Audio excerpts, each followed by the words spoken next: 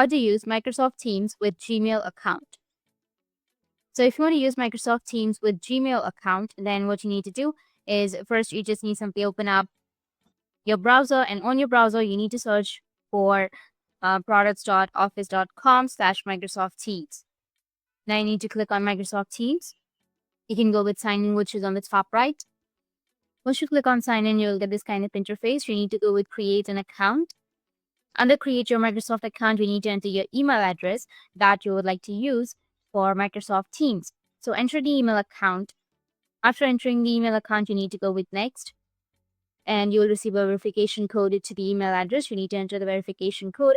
After that, you will ask you to create your password or give a name, enter your name, your date of birth, and everything. So you need to create your Microsoft Teams account with your email address, and after creating your account with the email address, you'll be able to use your Microsoft Teams with your email address.